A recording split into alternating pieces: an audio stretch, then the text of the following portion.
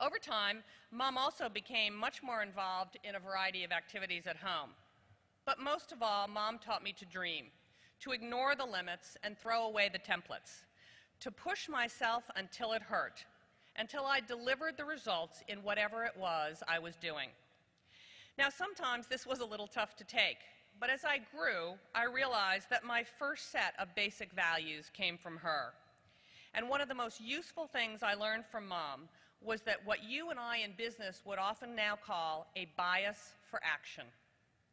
I believe that the price of inaction is far greater than the cost of making a mistake.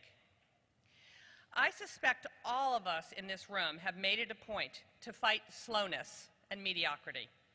We've made our careers by shaking things up, by challenging and embarking and exploring.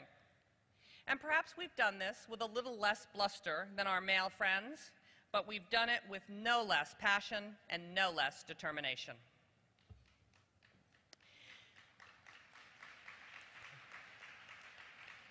Now, every time I say that the price of inaction is far greater than the cost of making a mistake, some of my political advisors get ulcers. I'm learning that in politics, the cost of making a mistake has become the measure of all things. Today in politics, inaction is the preferred operating mode. It's just safer, right?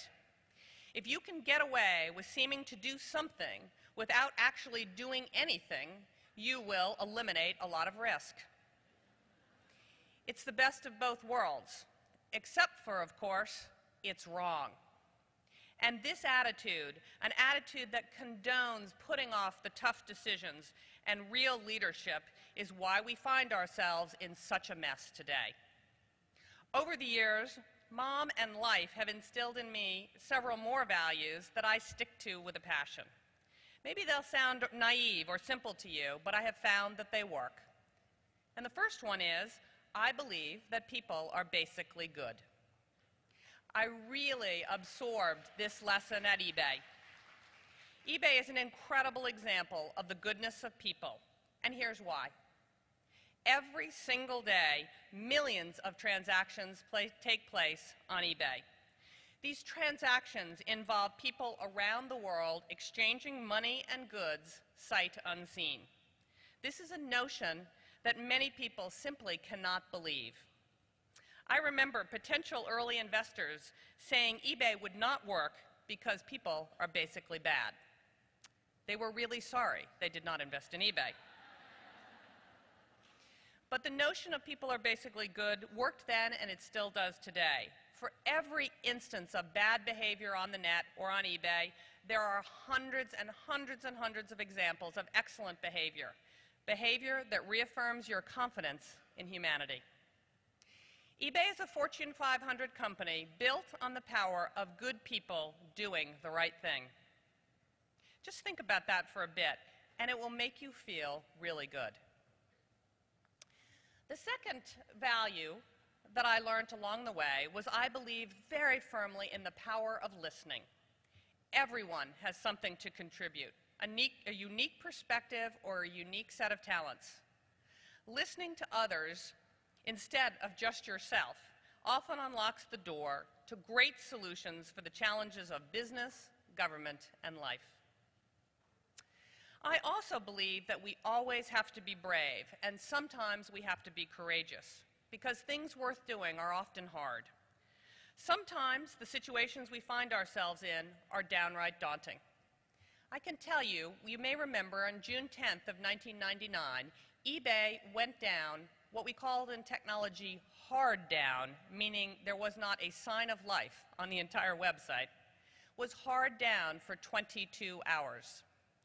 And at the time, I didn't know a lot about technology, and I must tell you, I was daunted by the prospect when a young computer scientist came into my cubicle and said, "Meg, I'm not sure we can bring the site back up." We had a market cap of $20 billion. 300,000 people earned their living on the site at that time, and you can imagine the pit in my stomach. And the only thing I knew how to do was lead by being there. Because if I was there, the very best executives from all of our vendors, by Sun, Oracle, VeriSign, Veritas, would be there to help. And together, we ultimately solved the problem and brought the site back up. But I was scared to death, and I led by just sheer courage and the ability to be there and commandeer the resources that we need. The next value is I believe that we have to invest in our relationships because the people we share our lives with give us energy and courage. And there are so many people along the way that have helped me, but let me tell you about two. First is Frank Wells. Frank Wells was the former president and chief executive officer of Disney. I joined Disney as a young woman in 1989. And back then, Disney was a very tough, mostly male environment. In fact, we used to liken it to a rugby field, where you had to be careful or you would come out with broken fingers or black eyes. And Frank took a special interest in me. It matters, doesn't it, when someone takes a special interest in you? And he taught me a lot about executive communication. He taught me to stand up for myself. He said, "You are just as smart as those guys. Go out there and tell them what you think." And as many of you know, Frank was killed in a helicopter crash probably 10 years ago now. And I miss him today. I miss him too much today as I did that back then. But I will tell you, I was into eBay for about 2 years. It was 2000, and eBay had achieved tremendous success. And one day, my assistant came into my cubicle, and she said, "Luann Wells is on the phone." Luann is Frank's wife. And I got on the phone. I hadn't talked to Luann really since Frank's funeral. And she said, "I've been watching the success of eBay, and I've watched your success, and I just want you to know that Frank Wells would be proud." And it just made an enormous difference that she called me to tell me that Frank, although he's not with us, would have been proud of what I had done at eBay. The second person who's made a huge difference in my life is my husband, Griff. Griff and I will be married 29 years in June. And I'm not sure, thank you for that, I'm not sure I'm entirely what Griff bargained for. Griff was raised in a very traditional Southern family. He's from Birmingham, Alabama. But he has been incredibly supportive along the way. And when I came to eBay, it was very clear that we were going to have a reallocation of who did what in the family. Because as you know, households do not run themselves. And trying to take eBay from a startup to a grown-up with two boys who were then 10 and 13, there wasn't enough of me to go around. And Griff deserves a huge amount of credit because he was home at night for dinner when I couldn't be there. He ran the house. He planned our vacations, and he really stepped up to the breach. And you know what? Not everyone would have done it, and I am always deeply grateful to him. He was 100% supportive all the time. And sometimes he needed to buck me up. I will never forget when my oldest son, who is now 24, was just 3 years old. He'd gotten into a preschool in San Francisco. We were very excited to have him get into the preschool. You know how hard that is. And I got a call from another mother to organize driving groups. And she said, "We're organizing driving groups, and I'm going to drive on Mondays. Could you drive on Tuesdays?" And I said, "Well, I can a lot of the time, but I work full-time at Bain & Company, and I may not be able to do it every Tuesday, but our nanny could certainly drive." And with an icy tone, she said over the phone, "I did not quit my job at McKinsey to have someone else's nanny drive my child."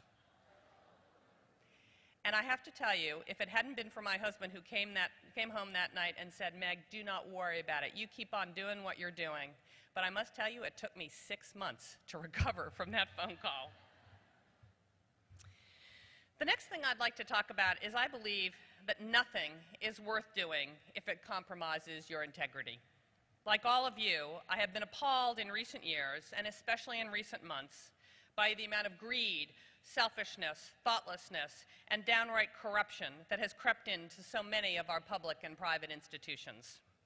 And while we can all get ourselves caught up in the complexity of Ponzi schemes, the excesses of corporate leadership, or the problems with government, at the end of the day, it all comes back to values. When people lose sight of good values, they surely lose their way.